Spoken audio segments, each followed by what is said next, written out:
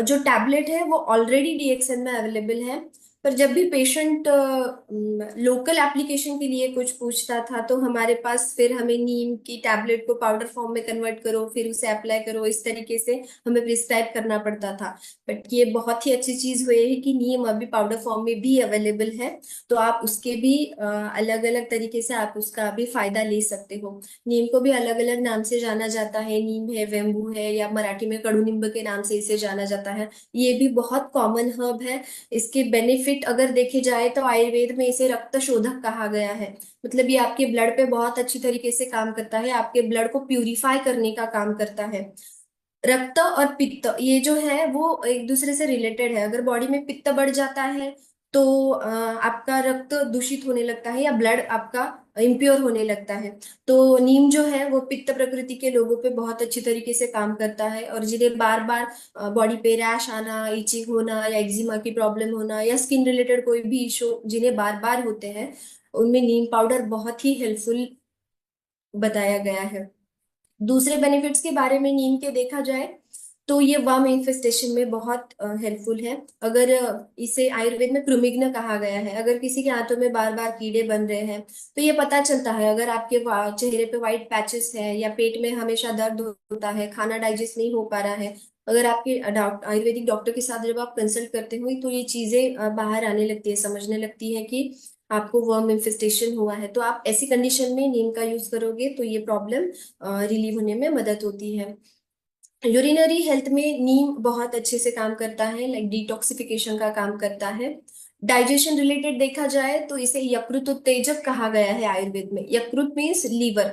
तो लीवर के जितने भी डिसऑर्डर्स होते हैं, जैसे जॉन्डिस जिन्हें बार बार होता है, तो जॉन्डिस जैसी कंडीशन में नीम का पाउडर बहुत हेल्पफुल रहता है। ये जॉन्डिस हमारे शरीर से कम करने में मदद करता है। देन अगर हिपेटाइटिस की प्रॉब्लम हो, फैटी लिवर हो, या फिर आपको जैसे अलग अलग लीवर डिसऑर्डर्स में आप इसे यूज कर सकते हो। देन ये आईबीएस जैसे कंडीशन में भी बहुत हेल्पफुल है। आईबीएस मतलब इरिटेबल बाउल सिंड्रोम। अगर किसी को आग जा रही है, या बहुत ही स्टिकी स्टूल हो रहा है, खाना डाइजेस्ट नहीं हो पा रहा है, आप अगर खाना खाते हो और खाना खाने के बाद एकदम से आपको अगर मोशन जाना पड़ रहा है, या बहुत ही स्टिकी या लूज मोशंस हो रहे हैं, ऐसी कंडीशन में भी नीम का पाउडर बहुत हेल्पफुल होता है। ये फीवर में भी हेल्पफुल है, और फीवर के बाद जो भी आपको एनोरेक्सिया फील होता है, मतलब आपको भूख नहीं लगती है, या फिर आपकी जो टेस्ट है वो चली जाती है, अगर ऐसी कंडीशन में आप नीम का पाउडर देते हो तो इसमें आपको बहुत बेनिफिट मिलते हैं। नीम पाउडर जो होता है वो एंटी फंगल और एंटी बैक्टीरियल काम करता है। तो जैसे मैंने कहा कि ब्लड प्यूरिफिकेशन का काम करता है। आप इंटरनली भी नीम की टैबलेट्स ले सकते हैं। यहाँ पर आपको कड़वे टेस्ट की कोई भी प्रॉब्लम नहीं है तो आप डायरेक्टली पाउडर भी कंज्यूम कर सकते हो। लेकिन जितना इंटरनली ये इफेक्ट देता है उतना ही इफेक्ट ये एक्सटर्नल एप्लीकेशन के साथ भी देता है। तो अगर आपको एक्जिमा, रैशेस है, या फिर एक्ने वल्गैरिस की प्रॉब्लम है, कोई भी स्किन इन्फेक्शन है, तो आप नीम को एक्सटर्नल एप्लीकेशन जैसे कि उसकी पेस्ट बना के या पैक बना के लगा सकते हो।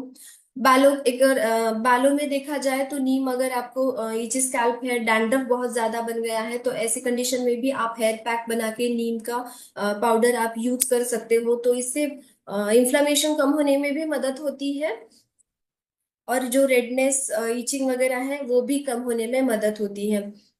दूसरा बेनिफिट अगर नीम का देखा जाए तो जिन्हें ल्यूकोरिया की, जिन फीमेल में प्रॉब्लम्स है, जिन्हें बार बार वाइट डिस्चार्ज होता है, फंगल इन्फेक्शन होता है, तो ऐसी लेडीज में भी नीम बहुत हेल्पफुल है।